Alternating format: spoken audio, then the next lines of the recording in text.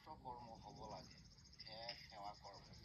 কিন্তু জীৱই তেনেকুৱাকৈ ভাবিও কৰ্ম যেনেকুৱা ধৰণেৰে কৰিবলৈ যায়, কৰ্ম সেই ধৰণে হৈ নুঠেগৈ, ভাবাৰ ধৰণে হৈ নুঠেগৈ। আচলতে যিকোনো এটা ক্ষেত্ৰতে কৰ্মটো কৰিবৰ কাৰণে নিজস্ব লক্ষ্য উদ্দেশ্যৰে সম্পূৰ্ণকৈ ব্যৱস্থা কৰিও জীৱই কিয় সেনেধৰণৰ কৰ্মত ভাবাৰ ধৰণে হ'বলৈ নোৱাৰে। ইয়াত কৰ্ম কৰোঁতাজন আৰু যোনে কৰ্ম কৰাইছে সেইজন প্ৰভু ভগৱন্তই কৰাইছে, আৰু এইজন কৰ্তা।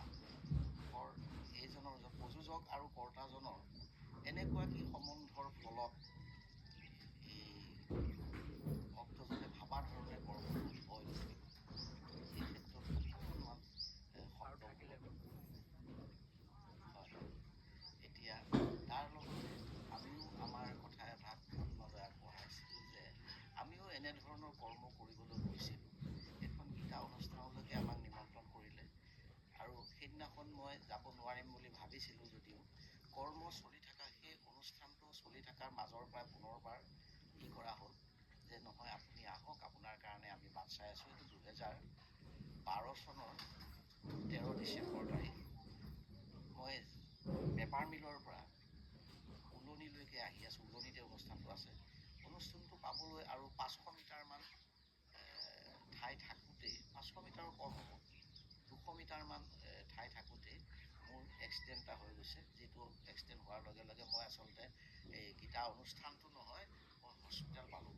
আমি ভাবিছিলোঁ ভকত সমষ্টৰ মাজত এনেধৰণেৰে অনুষ্ঠানৰ লগত থাকিম, প্ৰভু ভগৱন্তৰ সেৱাৰ কথা পাতিম। প্ৰভু ভগৱন্তই মোক কিন্তু ভকতৰ মাজলৈ নিনিলে, হস্পিটেললৈকে লৈ গ'ল। আৰু তেনেধৰণে আমাক গোটেই তেখেত প্ৰযোজক হৈ পেলাই মোক তেনেধৰণেৰে ব্যৱস্থাত সেইটো তেনেধৰণে অভিনীত কৰালে মোৰ জীৱনটো। গতিকে এই কথাটো সম্ভাৱটো অকণমান গম পালোঁ। কি কাৰণে ঈশ্বৰে ভক্তই ভাবাৰ ধৰণেৰে কৰ্মভাগ কৰাই নুতোলে। কৃষ্ণ কৃষ্ণ।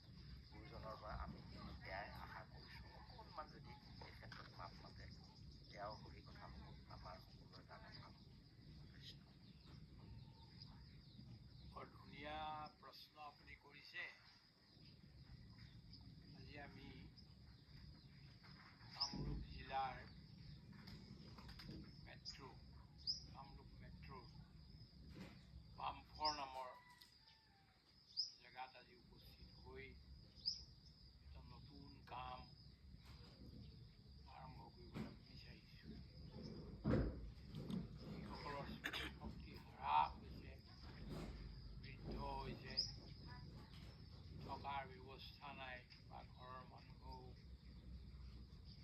বৰ কষ্ট পাইছে, সেইসকলৰ কাৰণে এটি আৱাসস্থান আজিৰ পৰাই ধৰক আৰম্ভ কৰিবলৈ আমি ভাবিছোঁ। কনষ্ট্ৰাকশ্যনৰ কাম হ'ব। আৰু আমাৰে এজন পৰম শহীদ শ্ৰদ্ধেয় ডেকা ডাঙৰীয়া আমাৰ আজি ভোজন হ'ল। আৰু মুকলি আকাশৰ তলত আপুনি এই প্ৰশ্নটো সুধিছে যে মানুহে ভবাৰ মতে কিয় নহয়। ভাবিছিলে এটা, ঘটিল অন্য। গুজৰাটী এজন কবিয়ে কৈছে, হু কৰি এই যে অহংকাৰ, হু কৰি এই যে অহংকাৰ, মই কৰিছোঁ, মই কৰিম, মোৰ দ্বাৰা হ'ব, সেইবুলি ভবাটোৱেই ডাঙৰ অহংকাৰ। কৰ্ম আপুনি নকৰে, মই নকৰোঁ। কৰ্ম কৰাৰ 5টা কাৰণ আছে। গীতাৰ 8দশ অধ্যায়ত লিখি থোৱা আছে। তাৰ এটাহে কিন্তু কৰ্তা, যিজনে কৰে সেইজন। কৰ্তৃত্ব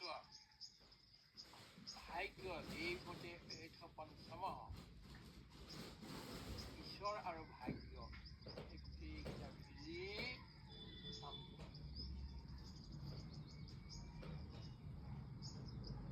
এটা খোজো ভগৱানৰ ইচ্ছাৰ বাহিৰে সম্ভৱ নহয়। এইটো কোৱাই আছে যে ঈশ্বৰৰ ইচ্ছাৰ বিনে গছৰ পাত এটাও নলৰে।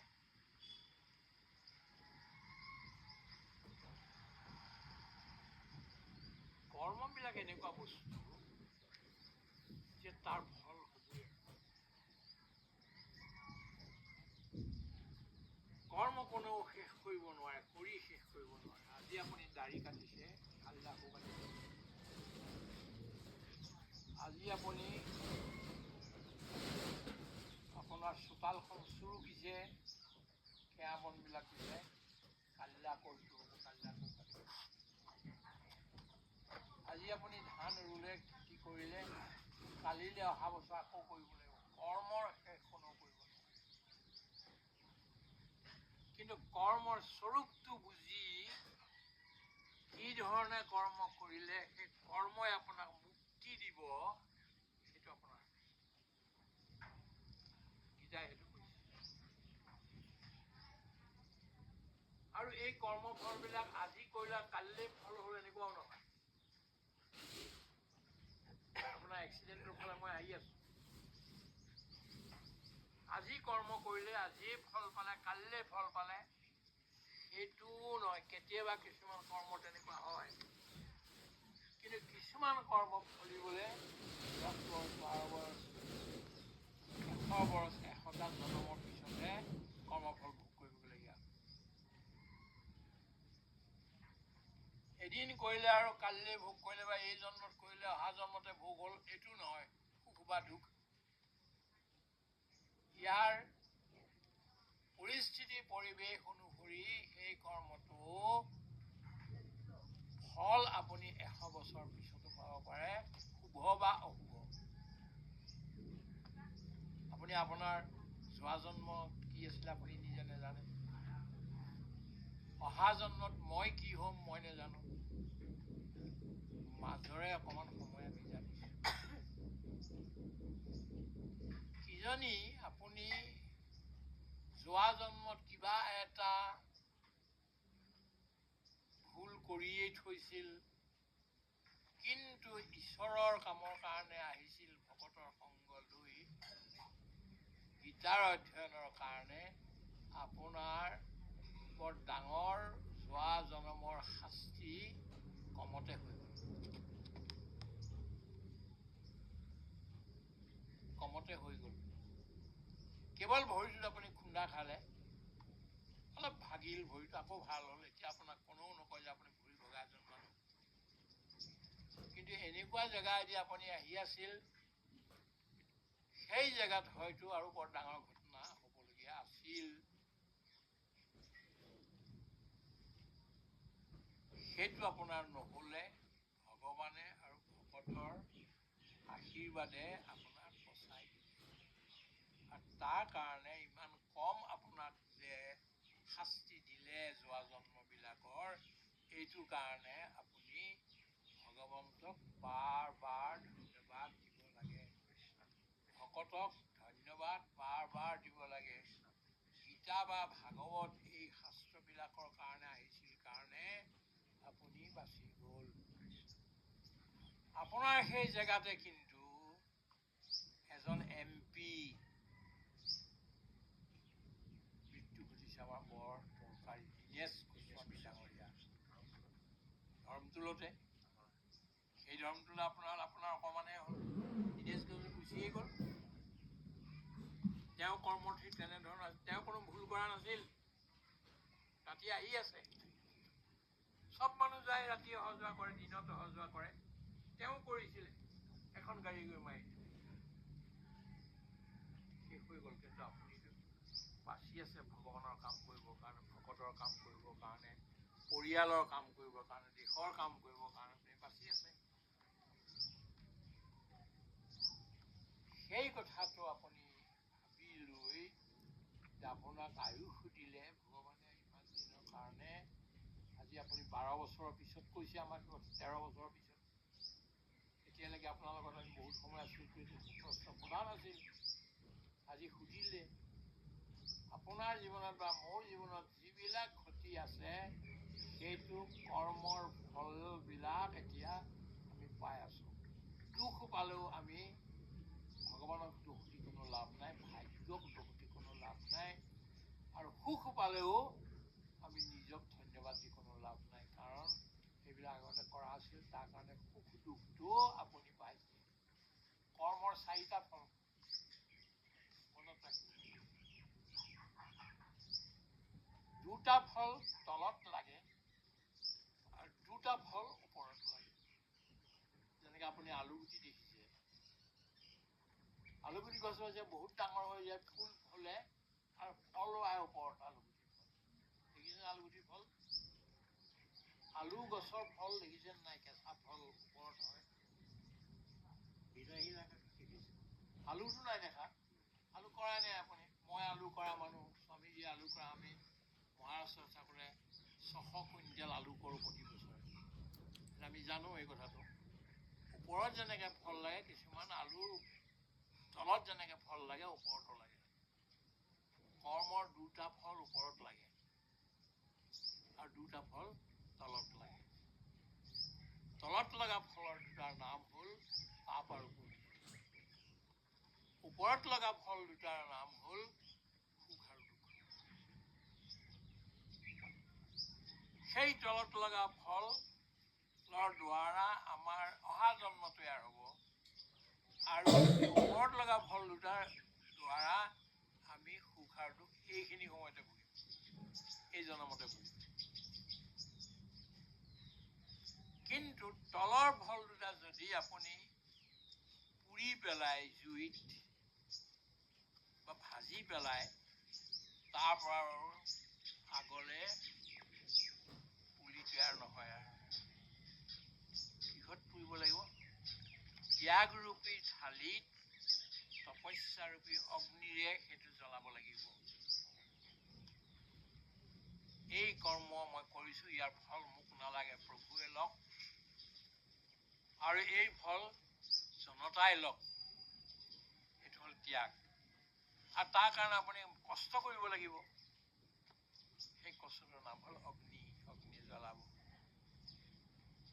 সেই বস্তুটো হ'ব লাগিব এতিয়া মূল কথালৈ আহোঁ যে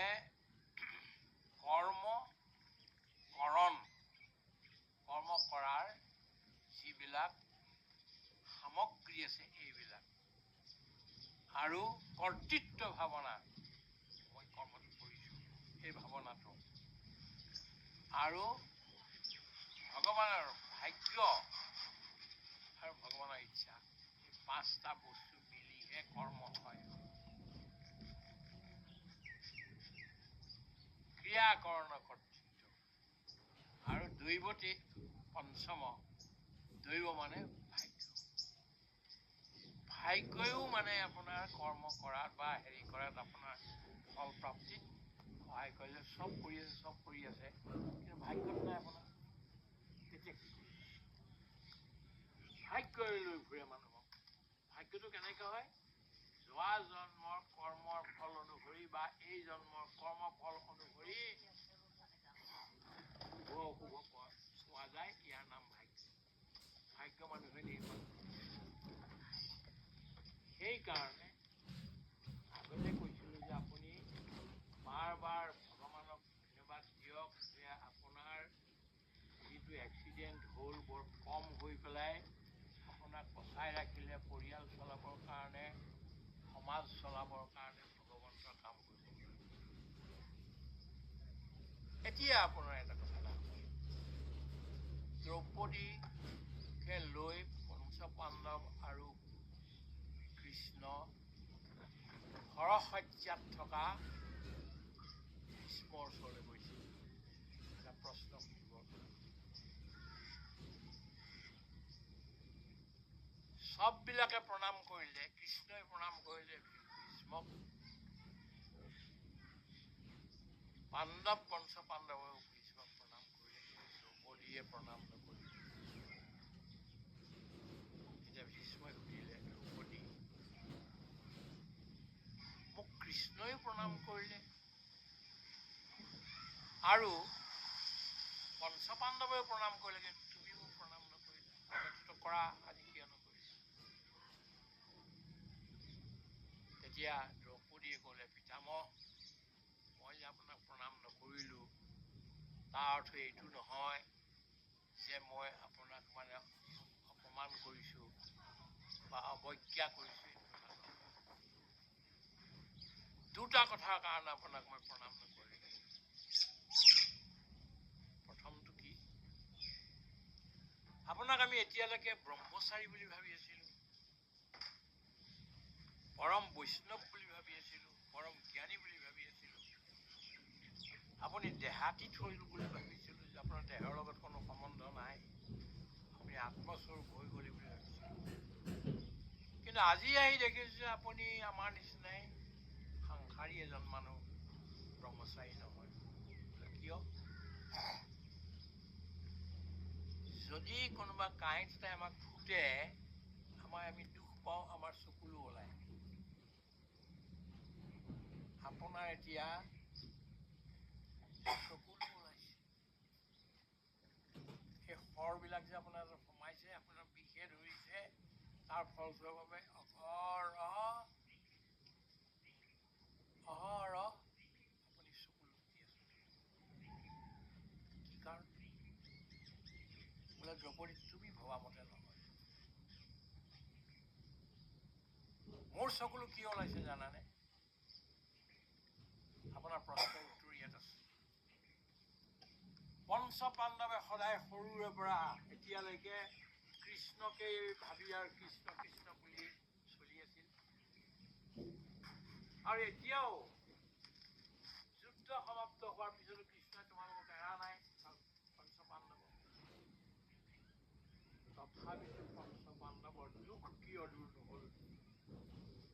অনন্ত কোটি বিশ্ব ব্ৰহ্মাণ্ডৰ নায়ক ভগৱান, যাৰ স্বয়ং সাৰথি হৈ মুখা হৈ লগত আছে, তেনেকুৱা এজন মানুহৰ, তেনেকুৱা পঞ্চপাণ্ডৱৰ আজিও দুখ দূৰ নহ'ল। অনন্ত কোটি বিশ্ব ব্ৰহ্মাণ্ডে ইমান শক্তি থকা এজন ব্যক্তিয়ে তোমালোকৰ দুখখিনি কিয় দূৰ নকৰিলে? এইটো কি মায়া, মই ইমান সাধনা কৰি বুজিব নোৱাৰিলোঁ, মই মায়াৰ কোনো অন্ত নাপালোঁ বুলি মোৰ চকুলো ওলাইছে।